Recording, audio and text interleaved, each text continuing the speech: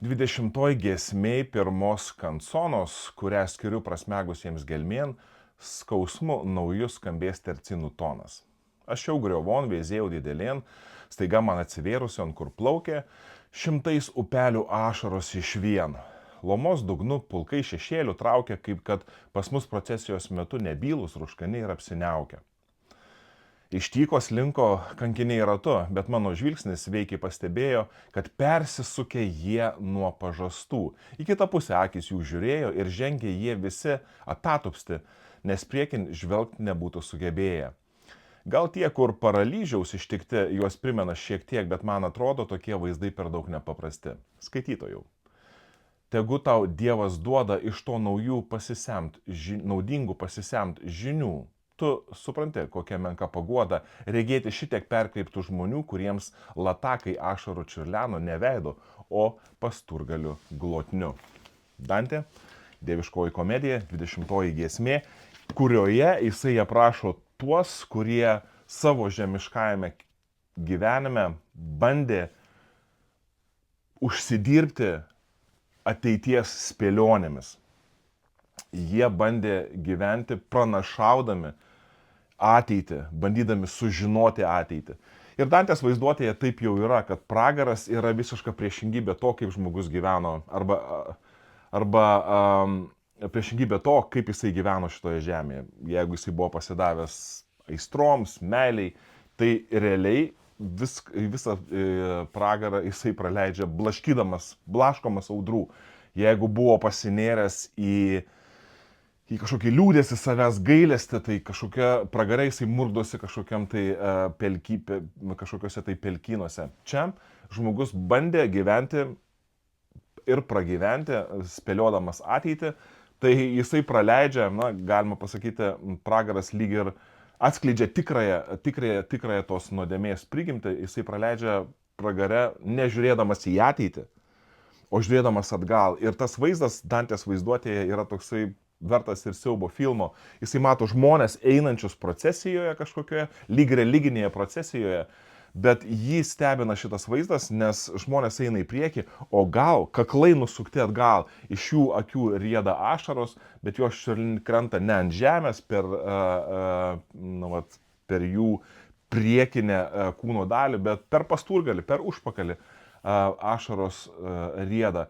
Jie gyveno norėdami matyti ateitį, o dabar jie gyvena visą amžinybę, Dantės įsivaizduojamame pragare, žiūrėdami į praeitį ir taip niekada nesugebėję gyventi dabartyje.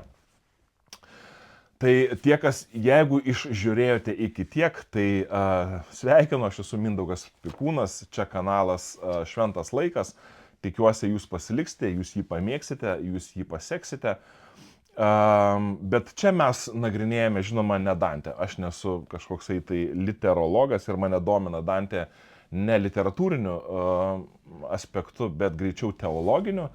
Ir šiandien aš noriu pakalbėti apie tą temą 20 giesmės Dantės ir aptarti apie tuos bandymus nuspėti ateitį, kalbėti apie ateitį. Tai čia bus pasidalinimas skirtas tam, bet šitas pasidalinimas bus iš 2 dalių. Jeigu jūs norėsite daugiau ir giliau, tai bus atskiras ir turinys skirtas jau mano rėmėjams. Jūs rasite po video nuorodą į tą video skirtą rėmėjams ir ten aš norėsiu pasikalbėti, o kokie praktiniai žingsniai galėtų būti, aš kaip tikintysis, kokius praktinius žingsnius galėčiau žengti, kad apsisaugočiau nuo saviapgaulės ir aišku nuo apgaulės šitame kontekste, pranašysčių ateities spėliojimų kontekste. Ir turiu prisipažinti, skaitydamas Dantės 20 giesmė pasakoja apie Dantės įsivaizduojamą personažą, patį Dantę, keliaujantį į pragarų gelmes, dabar jis yra 8 rate, 4 žiede. Praeitame griovyje mes kalbėjome apie tos, kurie bandė užsidirbti, pardavinėdami šventas pareigas. Simonija, mes tokį terminą naudojame. Tai viduramžiais šitas terminas buvo naudojamas, kada žmonės pirkdavo bažnytinės pareigas ir iš to pasipelnydavo, iš šventų dalykų jie pasipelnydavo. Čia Dantė 20 giesmė kalba apie tuos, kurie pelnosi spėliodami ateitį. Mes dabar galėtume įdėti ten visokius ekstrasensus, galbūt astrologus. Bet aišku, čia aš dabar kalbu tik tais apskritai apie bandymą manipuliuoti žmonių poreikiu žinoti ateitį ir iš to užsidirbti. Ir Dantė šitos žmonės negailestingai meta kone į pragaro gelmes. Aišku, mes čia galime ir paminėti visokius būrėjus, visokius žinius, nežinau, dar kokie čia galėtų būti vėlių iššaukėjus, bet kokios profesijos. Vis tiek profesija ta pati, spėlioti ateitį, ar ne? Bet kokio darbo apibrėžimo žmonės, kurie bando žiūrėti į ateitį, ar ne, nuspėti ateitį. Ir vargas tiems žmonėms. Ir Dantė, iš tikrųjų, iš istorijos mes žinome, kad ir pats Dantė buvo susižavėjęs astrologija, kaip pagal žvaigždės būtų galima spėlioti ir nuspėti ateitį. Bet čia mes matome, kad Dantė, na, toksai kaip ir susivokimas arba negailestingas nuosprendis to tokio užsiėmimo. Žiūrėti į ateitį, bandyti ją nuspėti, bandyti iš to užsidirbti ir galų gale, na, nežinau, sėti žmonėse, nieko tikro žmonėms ir taip ir neduoti. Ir aš galvojau ilgai, iš tikrųjų buvo pakankamai sunku atrasti tą kryptį, kurią norėčiau, atrodė daug krypčių, kurios man pasirodė svarbios ir sunku buvo nuspręsti kryptį, į kurią norėčiau pasigilinti pats asmeniškai. Nes Biblijoje labai dažnai yra kalbama apie netikrus pranašus, ar ne? Ir tai yra įdomi tema man asmeniškai, kaip dabar, ne vien tik tais kaip atskirti tikrą pranašą nuo netikro pranašo, man buvo įdomus ir psichologinis aspektas, ar pranašai patys suprato, kad jie apgaudinėja kitus žmonės, ar ne, ar jie buvo įsitikinę tiek, kad jie galvojo, kad yra tikri pranašai, nors iš tikrųjų buvo apgaulingi pranašai, kaip įkvėpimas vyksta, koks bendruomenės vaidmuo, kaip nepasiklysti asmeniškai interpretuojant Biblijos pranašystės, juk mes Biblijoje irgi matome pranašystės, kurios yra, kalba apie ateitį. Ar mums jau visiškai nebesitikėti, pasak Dantės, visiškai nepasitikėti, kad Dievas kalbės mums apie ateitį, o jeigu kalbės, kaip žinoti, kad ta ateitis iš tikrųjų, tas spėjimas ateina iš Dievo, o ne žmonės bando pasipelnyti iš manęs arba iš kitų tokių lengvatikių, kurie nori žinoti ateitį ir tie žmonės gauna nebūtinai piniginę grąžą, bet kartais ir piniginę, bet jie gali gauti ir, žinai, daugiau sekėjų, kažkokiu tai statusą, pagarbą. Tai vienu žodžiu, daug tokių temų man rūpėjo, bet aš kažkaip tai pasirinkau, nusprendžiau apsistoti ties viena. Tie burtininkai ir žiniai vis tiek, kurie spėja ateitį, man liko atmintyje. Ir aš šiandien noriu pabūti pirmoje Samuelio knygoje, 28 skyriuje, kur yra kalbama apie karalių Saulių. Ir jo susitikimą, kaip čia pasakyta, su žinia, su vėlių iššaukėja, su mediumu, kuris bendrauja su mirusiaisiais, tam, kad galėtų žinoti ateitį. Nežinau, ar mums visiems tai yra aktualus būtent šitas formatas, bet aš manau, kad tas pasakojimas Sauliaus susitikimo su vėlių iššaukėja, su mediumu, kuris bendrauja su mirusiaisiais, manau, tas atvejis gali netikėtai tapti aktualus ir šiais laikais. Kodėl aš pasirinkau jį? Nes Paulius labai, atsiprašau, ne Paulius, o Saulius labai norėjo žinoti ateitį. Labai norėjo žinoti į ateitį, norėjo žvelgti, kas bus rytoj sužinoti. Ir jisai desperatiškai ieškojo atsakymų į tai, kas jo laukia. Ir iš tikrųjų visa ta jo istorija yra šiek tiek tragiška, nes ne ten reikėjo nukreipti savo žvilgsnį. Bet pradėkime viską nuo pradžių. Aš skaitau pirmoji Samuelio knyga, 28 skyrius. Sako, Samuelis buvo miręs, visas Izraelis buvo jį apraudojęs ir palaidojęs Ramoje, jo paties mieste, o Saulius buvo išvaręs iš krašto vėlių iššaukėjus ir žinius. Įžanga, ar ne, trečia eilutė, istorija, kas buvo Saulius? Tie, kas nesusipažinę, pirmasis Izraelio karalius. Visų žydų viltis, kad jie įkurs karalystę, kuri bus stipri ir karalius buvo vertas pasididžiavimo. Bet šitas pasakojimas yra jau į karaliaus gyvenimo pabaigą. Mes viso jo gyvenimo dabar tikrai negalėsim paminėti ir panagrinėti, bet čia pasakyta, sako, Samuelis buvo miręs. Kas tas Samuelis? Samuelis buvo pranašas, kuris patepė karalių, į jo sostą, faktiškai per jį Dievas ne tik kad surado, bet jisai buvo įrankiu Sauliui tapti karaliumi. Ir jisai patepė jį karaliumi, jisai buvo jo patarėjas, jo Dievo balsas, galima pasakyti, patarėjas dvasiniuose reikaluose valstybėje. Bet sako, Samuelis buvo miręs. Ir čia ką mes matome vienišą Saulių. Pranašas, kuris jį atvedė į karaliavimą, kuris buvo jo patarėjas, Dievo balsas jo gyvenime miręs. O sako, jisai buvo išvaręs iš krašto visus žinius ir, kaip čia pasakyta, ir vėlių iššaukėjus. Reiškia, Biblijoje yra pasakyta labai aiškiai, Dievas davė nurodymą žydams, kad jų tarpe visokių žinių ir vėlių iššaukėjų nebus. Jeigu nori žinoti kažką, tai eini pas Dievą ir klausi, ir Dievas tau atsakys. Tai Saulius lyg ir ištikimai ir sąžiningai pakluso tam Dievo nurodymui, išvarė visus iš krašto žinius ir vėlių iššaukėjus, bet bėda buvo ir jo komplikuotas santykis su Samueliu, su pranašu. 15 skyriuje Samuelio knygos mes galime rasti istoriją, kur Samuelis davė nurodymą Sauliui vieno karinio metu įvykdyti tam tikrą užduotį ir Saulius savaip suinterpretavo Dievo žodžius. Jis išsigando žmonių, norėjo įtikti savo pavaldiniams, norėjo įtikti savo kariams, norėjo pasirodyti labai geras visiems, kad žmonės juo žavėtųsi ir gerbtų. Ir jisai faktiškai dėl savo garbės paaukojo paklusnumą Dievui. Ir tas pasakojimas baigėsi tuo, kad Saulius susitinka su Samueliu ir Samuelis sako, kadangi tu neklausei Dievo, Dievas nepalaimins tavo šeimos, ne tavo palikuonis paveldės sostą, Dievas susiras tokį žmogų, kuriuo gali pasitikėti ir kuris klauso jo balso.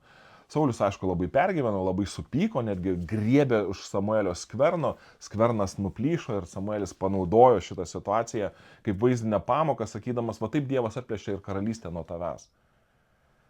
Ir Saulius, kaip sakau, labai į širdį priėmė šitą dalyką ir Biblijoje sakoma, 1 Samuelio knygoje, 35 eilutėje, sako, Samuelis grįžo namo, čia paminėta į Ramą, ir sako, jis daugiau su Sauliumi nebendravo. Saulius tikrai, jeigu būtų norėjęs, būtų galėjęs nueiti pas pranašą, jeigu būtų jautęs poreikį. Bet tuo metu jisai nejautė poreikio. Pranašas pasakė Dievo žodžius, atsitraukė nuo Sauliaus, o Saulius toliau gyveno lyg niekur nieko. Aišku, gal Saulius labai pergyveno, bet kažkaip tai savo viduje jisai išsprendė, kad gali gyventi ir be pranašo.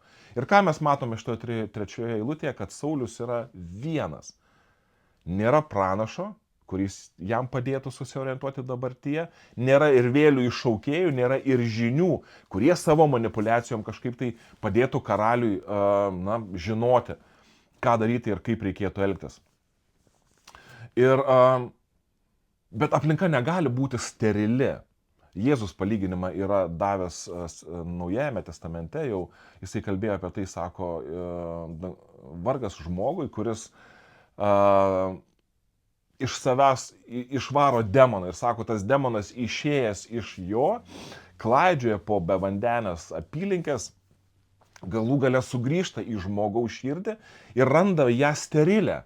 Ten nieko nėra, ten viskas gražu, viskas sutvarkyta, sako, tas demonas pasiema dar 7 baisesnius už save, ateina, apsigyvena žmogaus širdėje ir žmogui tampa blogiau negu buvo anksčiau.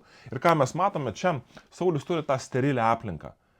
Jisai neturi pranašo, jisai neturi ir žinių, ir vėlių iššaukėjų, jis apsivalė nuo nuodėmės, bet ir neartėja prie Dievo, jisai gyvena tokioj aplinkoje, sterilioje aplinkoje, kur jisai pats yra Dievas.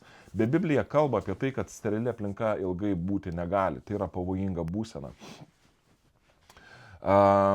Nėra vėlių iššaukėjų, nėra žinių, bet nėra ir pranašo. Ir ką mes matome toliau, skaitydami, sako, Filistinai, amžini žydų priešai, susitelkė ir atžygiavo prie Šunemo. Jie įsirengė stovyklą, Saulius susirinko visą Izraelį ir jie įsirengė stovyklą prie Gilbojos. Pamatęs Filistinų stovyklą, Saulius išsigando, širdis jam ėmė drebėti iš išgąsčio. Ir kai Biblija taip daug kalba apie jausmus, apie širdies būseną, nori prabrėžti, kad tai yra svarbu. Saulius apsivalė save, gyveno sterilioje aplinkoje, bet kas į jo širdį atėjo? Baimė. Jis gyveno baimėje. Baimėje dėl to, kas bus. Aišku, matydamas taip, kaip yra, jo širdis prisipildė baimę dėl to, kas bus. Saulius galėjo ateiti pas Samuelį, jeigu būtų norėjęs, jeigu būtų reikėję. Su Samueliu jisai būtų galėjęs savo karalystę valdyti ir tvirtinti, bet jisai atsisakė Dievo per pranašą pagalbos ir liko vienas. Ir kai tu lieki vienas, širdį pripildo visokie jausmai. Ir dažnai tą širdį pripildo baimė, nerimas dėl ateities. O kaip bus, kas manęs laukia. Kai viskas yra nuspėjama, kaip viskas yra gerai, tada galima ramiai planuoti savo gyvenimą. Ir mes anksčiau taip ir gyvenom, mūsų tėvai taip gyveno, tas gyvenimas buvo stabilesnis, šiek tiek stabilesnis. Žmonės eidavo į darbus ir neplanuodavo jų keisti, gyvenimus savo planuodavo 20-30 metų į priekį, galvodami, kad viskas taip ir bus. Dabar gyvenimas žymiai pagreitėjo, bet tuo pačiu atėjo ir didesnis netikrumas dėl to gyvenimo. Ir ne vienas žmogus gyvena baimėje, gyvena nerime dėl to, kas bus, taip kaip yra, tas neužtikrintumas ir tos žinios apie karą, apie kylančias kainas, apie neramumus, apie politikų visokius veiksmus, apie ekonominę situaciją, politinę situaciją. Visi tie dalykai dedasi mūsų gyvenime ir daugelis žmonių iš tikrųjų gyvena baimėje. Ką daryti? Ką daro Saulius? Saulius teiravosi viešpaties, bet viešpats jam neatsakė nei per sapnus, nei per urimus, nei per pranašus. Ir čia labai įdomus pastebėjimas, ar ne, sako, Saulius ieškojo atsakymų, jisai ieškojo atsakymų per sapnus, bet sapnai tokie nepatikimas dalykas, ar ne, gali daug ką susapnuoti, bet Saulius čia nesustojo, sako, jisai ieškojo klausė viešpaties per urimus. Kas tie urimai? Tie, kas nežinote ar pamiršote, priminsiu, urimai. Tai žydų liturgijoje kunigas turėdavo tam tikrus apieiginius drabužius. Ir kaip dalis tų drabužių buvo tokia auksinė plokštė, kurią jisai nešiodavo kaip atstovas, kaip Dievo atstovas, kaip tarpininkas tarp Dievo ir žmogaus. Ir toje plokštėje buvo du akmenėliai. Urimas vadinasi ir tumimas. Du akmenėliai. Ir per juos galėdavai žinoti Dievo valią. Taip arba ne, atsakydavo. Ką man daryti, taip ar ne. Ir tokiu būdu tu galėdavai žinoti, kokia ta Dievo valia. Dievas tokiu būdu pasirinko žmonėms padėti, jeigu yra poreikis, karaliui sužinoti Dievo valią, jisai galėdavo ateiti pas vyriausiąjį kunigą ir sužinoti Dievo valią. Bet Samuelio knygos 22 skyriuje mes skaitome apie tai, kad Saulius persekiodamas Dovydą, čia vėl atskira istorija, atėjo pas kunigus, sužinojo, kad kunigai padėjo kaip tikintieji, padėjo žmogui bėdoje, padėjo Dovydui. Ir ką jisai padarė supykęs, jis išžudė visus kunigus. Tai dabar sakoma, kad jisai norėjo sužinoti Dievo valią per urimus ir tumimus, bet visi kunigai išžudyti. Tame pasakojime pasakyta, kad išsigelbėjo vienas žmogus ir sako, jisai paėmė tą efodą, tą kunigo drabužį ir atnešė Dovydui. Ir sekančiam skyriui, 23 skyriuje, yra iš karto sakoma, kaip Dovydas ieškojo Dievo valios, bandė suprasti, ką daryti, man eiti išvaduoti šitą miestą, ką man daryti. Ir Dievas jam atsakė. Atrodytų, kad Dievas ateina pas tą, kuris nori žinoti, kokia Dievo valia, kuris nori žinoti, ką Dievas galvoja, kuris nori žinoti Dievo žodį. Bet Saulius jau išžudęs kunigus, tai skamba paradoksaliai, ar ne, sako, jisai bandė ieškoti, bet kad nėra kur ieškoti. Tu jau išžudėjai kunigus, sako, bandė ieškoti per pranašus, kad tu pas pranašus jau nesikreipiai, tu neėjai pas pranašus. Tu turi tik tais viskas, kas tau liko, tai sapnai. Bet žinote, viskas, kas tik tais liko, jam tai košmarai. Jis gyvena baimėje.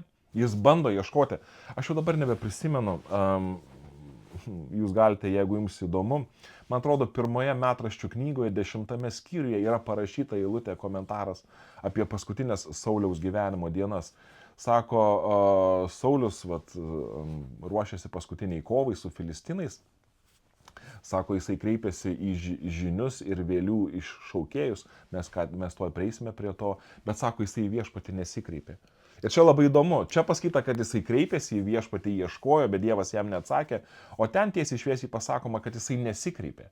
Ir aš nežinau, ar jums tai būna. Aš savo tarnystėje esu sutikęs tokių žmonių, bet aš žinau, kad ir mano gyvenime tai būna kartais tokių desperacijos momentų, kada aš sakau, čia aš meldžiausi, aš klausiu Dievo, bet Dievas man neatsakė, bet iš tikrųjų, nei tu rimtai meldėsi, nei tu rimtai klausiai.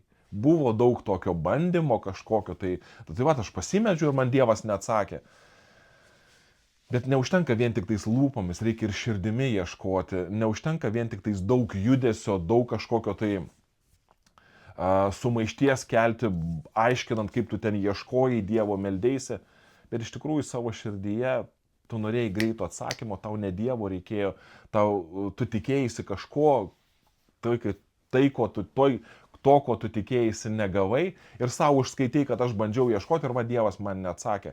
Tai Biblija atskleidžia tą tokį dviprasmišką Sauliaus būseną. Jis lyg ir ieško, bet į pranašus nesikreipė, su pranašais nebebendrauja, atseit kreipiasi į pranašus, bando Dievo valios ieškoti per urimus ir tumimus, nors mes žinome, kad jis išžudė kunigus. Jis parodė savo gyvenime, kad nenori, kerštas ir valdžia jam yra aukščiau negu Dievo valia. Tai ir iš tikrųjų, jis neturi kur realiai. Saulius neturi realiai kur kreiptis. Nors atseit bando visus įmanomus būdus, nes yra prispirtas yra bėdos. Nėra nei kunigų, nėra nei pranašų, lieka tik tai sapnai, bet tie sapnai irgi labai keisti, jisai pilnas baimės, pilnas išgąsčio, pilnas drebėjimo. Tai kas nutinka toliau? Todėl tada Saulius savo dvariškiams tarė, suraskite man moterį iššaukiančią vėlės, pas kurią galėčiau nueiti ir pasiteirauti. Ir dvariškiai jam pasakė, kad Endore yra moteris galinti iššaukti vėlės. Saulius sudegino visus tiltus pas Dievą. Bet su nuodėme taip ir yra. Tiltus pas Dievą gali sudeginti, bet nuodėmė visą laiką rasi. Gerumą, teisumą savo gyvenime gali sunaikinti, bet nuodėmė visą laiką kažkur čia yra. Ir čia mes matome begalės tokių pavyzdžių. Žmonės, kurie eina pas Dievą, paskui nusigręžia nuo Dievo ir randa, kad nuodėmė visą laiką persekioja juos va čia pat. Tai mes matome, kad su Sauliumi lygiai taip pat. Jisai visą savo gyvenimą stūmė nuo savęs visus Dievo simbolius, Dievo įvaizdžius, ar tai būtų per kunigus, ar per pranašus. Jis bandė nuo to atsiriboti, kaip paauglys rodyti savo nepriklausomybę, kad jisai gali vienas, bet kada visa gyvenimo našta užklupo ant jo pečių, jis pamatė, kad tie keliai, kurie anksčiau vedė pas Dievą, jie užžėlė. Tiltai, kuriuos Dievas bandė statyti jo gyvenimo link, yra sugriauti. Atstatyti nebėra laiko, liko labai nedaug, Saulius turi labai nedaug laiko. Ir nuodėmė pasirodo čia pat. Galimybė pasirinkti nuodėmę, gundimas pasirinkti tą nuodėmę pasirodo labai arti. Taigi jisai kviečia savo tarnus, kad jie surastų jam vėlių iššaukėją, kad galėtų pasiteirauti, pasiklausti. Taigi, Saulius nori žinoti ateitį, ar ne, apie tai mes kalbame. Ir manau, čia svarbus momentas yra, Saulius nori sužinoti, ką jam daryti. Bet svarbesnis klausimas, nei ką daryti, yra, o ką tu darei. Saulius nori žinoti ateitį, o svarbesnis klausimas, o tai ką tu darei. Ir mes, kai pas mane ateina poros, aišku, šitas kontekstas gali būti pritaikomas labai įvairiai, ne tik tais santykiuose šeimoje. Ir poros ateina, ir labai dažnai poros ateina ir sako, viskas, paskutinė viltis, mes jau norime skirtis, nežinome ką daryti, nesusikalbam, daug pykčio, daug priešiškumo, dingo ta meilė, kurią turėjom. Ką mums daryti? Jie ateina su tokiu lūkesčiu, o ką mums daryti? Bet žinote, kokį klausimą reikia užduoti, o ką jūs darėt? O ką tu darei?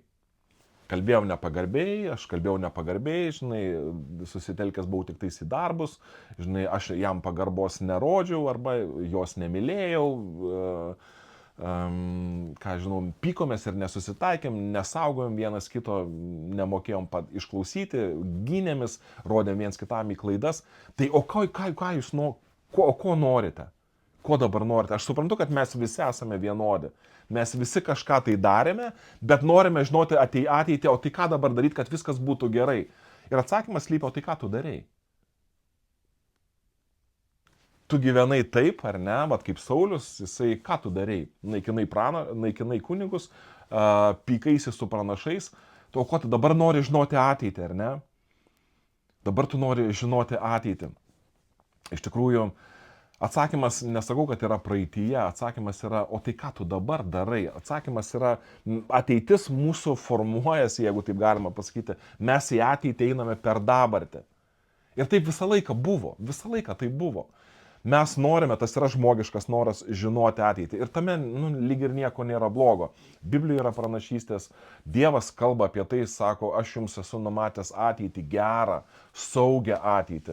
Mes žinome, kad Jėzus paliko tikintiesiems pažadą sugrįžti antrą kartą, paliko amžinojo gyvenimo viltį. Jeigu kiekvienas, kas tiki, nepražus, bet turės amžinąjį gyvenimą, mūsų tas žvilgsnis į ateitį yra viena akim, mes matome tą ateitį, ta ateitis yra svarbi, bet labai svarbu yra suprasti, kad ateitis formuojasi dabar. O ką tu dabar darai? Tu negali gyventi bet kaip ir kažkaip tai tikėtis tos ateities tau palankios. Aš suprantu, ko nori Saulius. Saulius nori žinoti, ką jam daryti, nori žinoti, kokia bus jo ateitis. Jeigu gera ateitis, tai viskas gerai. Tvarkoj, gyvenkim kaip gyvenom. Jeigu ateitis bloga, gal aš galiu kažką tai pamanipuliuoti dabar, kad tą ateitį kažkaip tai susikurti geresnę. Ir jo labiau labai svarbu suprasti, kad ateitis nėra labai fiksuotas kažkoks tai dalykas. Jis priklauso nuo to, kaip aš elgiuosi, ką aš darau dabar. Ir matome, kad Saulius visą savo gyvenimą ir dabar viso jo gyvenimo inercija ir svoris spaudžia jį į pražūtį, nes atsakymas yra ne tame, yra ne į klausimą, o ką man daryti, atsakymas yra į klausimą, ką tu darei. Aišku, tu gali atgailauti, prašyti Dievo atleidimo, kažkaip tai susitvarkyti ir keisti savo gyvenimą. Bet Saulius per ilgai naikino visus Dievo simbolius savo gyvenime, visus Dievo įvaizdžius, degino visus tuos tiltus, kad dabar jis net nebemato kelių, kaip sugrįžti pas Dievą. Taigi klausimas, ateinant pas Dievą, pavyzdžiui, studentas ar ne, tikisi, meldžiasi Dievui, kad rytoj būtų viskas gerai testą rašant arba diplominį priduodant arba, nežinau, susitinkant su dėstytoju. Bet ką jis turėtų paklausti, o ką tu darei? O ką tu darei? Jeigu nieko nedarei, tai o kokios tu ateities nori? Martynas Liuteris kalbėjo apie pastorius. Man atrodo, aš dabar jau nebeprisimenu, man atrodo, kad čia Martyno Liuterio kaip ir pavyzdys, jisai kalbėjo apie dvasininkus atsistojančius pamokslauti, kurie, žinai, atsistoja, sako, gerai Dieve, dabar įkvėpk mane įkvėpk savo dvasios, kad aš galėčiau pamokslauti žmonėms. Ir sako, dvasia ateina ir sako, tai kad tu nebendravai su manim visą savaitės bėgyje, dabar tu vienas, dabar jau tu tvarkykis vienas. Man atrodo, kad čia iš Liuterio tradicijos, o gal aš ir klystu, bet prisimenu, mano dėstytojas mėgdavo šitą dalyką sakyti. Jeigu atsistoji pamokslauti ir tikiesi, kad dabar tai jau bus, Dievas ateis ir veiks galingai, Dievas ateis, sakys, žiūrėk, visą savaitę tu su manim nebendravai, tai dabar tu esi jau vienas. Atsakymas nėra, žinai, į klausimą, tai o kas bus, arba lūkestis, Dieve, dabar pavedu tau ateitį ir tikiuosi, kad tu vesi mane ateityje. Šaknis į ateitį siekia labai giliai praeityje ir mes turime užduoti klausimą, gerai, o ką aš dariau. Taigi, jeigu mes galvojame apie ateitį, mes turime pagalvoti apie tai, o ką mes darome dabar. Nes dabar lemia tai, kaip bus ateityje. Čia noriu pacituoti Patarlių knygos 17 skyrių 24 eilutę. Protingas žmogus žiūri į išmintį, ir čia Saliamonas kalba apie tai, kad, jisai mato tą išmintį čia ir dabar, šalia jo. Bet sako, kvailo akys žvalgosi po žemės pakraščius. Bet kvailys Saliamono akimis, Saliamono interpretacija apie kvailį yra tokia, kad kvailys visą laiką dairosi kur ta išmintis. Jisai bando žiūrėti, kur gauti tą išmintį. Žiūri į ateitį. Bet sako, ta išmintis čia, čia ir dabar tu ją turėtum rasti šiandienoj. Šiandienoj Biblijoje labai dažnai kalbam apie šiandieną. Gerai, kas toliau? Sako Samuelis buvo miręs, kunigai išžudyti, Saulius ieško, kur jisai galėtų susirasti, kas galėtų jam padėti. Taigi Saulius persirengė, apsivilko kitais drabužiais ir leidosi į kelionę su 2 vyrais. Jie atėjo pas tą moterį nakčia, Saulius jai tarė: prašyčiau išburti man per vėlę, iššauk man tą, kurį tau pasakysiu. Ir moteris jam atsako: betgi tu žinai, kad Saulius yra padaręs taip, kad jis išnaikino iš krašto visus vėlių iššaukėjus ir žinius, kodėl tad žabangas man statai, ar tu nori mane gyvą užmušti? Bet Saulius viešpačiui jai prisiekė: kaip gyvas viešpats, dėl to tu nebūsi kalta. Tada moteris paklausė: o ką aš turiu iššaukti? Jis atsakė: iššauk man Samuelį. Pamačiusi Samuelį, moteris sušuko visų balsu. Sauliui moteris tarė: kodėl tu mane apgavai? Tu esi Saulius. Tada Saulius jai pasakė: nebijok, ką tu matai? Moteris atsakė: matau dvasią kylančią iš žemės. Ir tada jisai paklausė, kokia jo yra išvaizda. Išeina senas vyras, jie atsakė, jis yra apsigaubęs skraiste. Tada Saulius pažino, kad tai Samuelis. Žemai nusilenkdamas jis puolė kniūpščias. Čia jis puolė kniūpščia, atpažino iš skraistės. Pamenat, aš kalbėjau apie tą skraistę, kurią jisai griebė, jinai nuplyšo nuo Samuelio. Tai turbūt tas pats tas apdaras priminė būtent tam jo pirminių mokytoją ir jisai suprato, kad jisai kalba su Samueliu. Samuelis tarė Sauliui: kodėl sudrumstai man ramybę, mane iššaukdamas? Man gresia didelis pavojus, atsakė Saulius. Filistinai kariauja su manimi, o Dievas pasitraukė nuo manęs. Jis nebeatsako man nei per pranašus, nei per sapnus. Užtat ir iššaukiau tave, kad pasakytum, ką turėčiau daryti. Jisai žiūri į ateitį. Bet mes jau kalbam, arba aš bandau taip interpretuoti, kad visa bėda tai, kad jis nežiūrėjo į dabartį. Pamenat, Dantės tie visi prekeiviai ateitimi, jie visi vaikšto žiūrėdami į praeitį, nemato dabarties, jie niekaip negyvena, nemato, kas vyksta po jų kojomis. Bet Saulius nori žinoti ateitį, jam tai labai rūpi, bet jisai nori žinoti ateitį nepaisydamas dabarties. Va čia yra didžiausia jo tragedija. Ir tada Samuelis sako: kodėl tu manęs klausi, juk viešpats pasitraukė nuo tavęs ir tapo tavo priešu. Viešpats padarė tau lygiai taip, kaip jis kalbėjo per mane. Viešpats išplėšė karalystę iš tavo rankos ir padavė tavo artimui Dovydui. Kadangi nepaklausai viešpatės balso ir neišliejai jo degančio pykčio ant Amaleko, Amalekas buvo mirtinas ir nuožmus žydų priešas, todėl tai viešpats padarė tau šiandien. Be to viešpats paduos ir Izraelį draugė su tavimi į Filistinų rankas. Rytoj tu ir tavo sūnus būsite su manimi. Viešpats paduos ir Izraelio stovyklai Filistinų rankas. Saulius klaiko apimtas nuo Sauliaus žodžių toj pat sukniubo žemėje ir jam stigo jėgų, nes buvo nei valgęs, nei gėręs visą dieną ir naktį. Matom, kad Saulius jau dingo apetitas, dingo valia gyventi ir dabar žodžiai iš to Samuelio jį visiškai sužlugdė. Aišku, didelė interpretacija yra apie tai, kas čia vyksta, žinai, ar čia iš tikrųjų tas Samuelis pasirodo. Aš nenoriu eiti į šitą interpretaciją, nes tai galėtų užimti per daug laiko. Galbūt šiek tiek tos mistikos ir palieku jums patiems pasigilinti. Bet gal pasakysiu tik tais tiek, kad jeigu Dievas neatsakė, ar ne, jisai kreipėsi per pranašus, žinai, meldėsi, prašė Dievo, ieškojo visų būdų, kad Dievas jam atsakytų, nors iš tikrųjų klausimas, kaip jisai ieškojo, aš jau apie tai kalbėjau, kodėl dabar per žinius ir mediumus, kuriuos Dievas pasakė, išvaryti Dievas ima ir atsako tarytum, ar ne? Tai aš sakyčiau, čia jau yra klausimas, kad jeigu Dievas neatsako, tai ir Dievas turėjo labai aiškius nurodymus burtininkų visokių atžvilgių, tai galima daryti saugiai išvadą, kad čia ne Dievas kalba, ar ne? Aišku, kodėl ta vėlė Samuelio išpranašauja Sauliaus pražūtį ir ta pražūtis išsipildo. Iš tikrųjų, sekančią dieną Saulius nuėjęs į mūšį su Filistinais, jis ir jo sūnus žūsta. Na, manau, kad ta ateitis, toks jau ir dalykas, daug dalykų mes ir patys galime žinoti, jeigu žinome, ką darome, ar ne, kaip viskas gali būti. Tai manau ir dvasių pasaulyje kai kurios dalykus ir dvasios gali matyti kažkiek tai į priekį, kažkiek tai nuspėti tą ateitį. Dėl to tas bandymas prekiauti ateitimi arba bandymas žiūrėti į ateitį visokių, nežinau, burtininkų pagalba, jis ir yra labai patrauklus žmonėms, nes kažkiek tai tu gali gauti to tokio, išsipildymo tų tokių pranašyščių, ar ne, kažkokių tai, arba spėlionių, kažkas tai išsipildo, kažkas neišsipildo. Bet čia svarbiausias momentas, kurį Dievas nori pabrėžti, kad galvodamas apie ateitį, tu turi pagalvoti ir apie savo gyvenimą, koks jisai buvo, arba koks jis yra dabar, nes tai lemia tavo ateitį.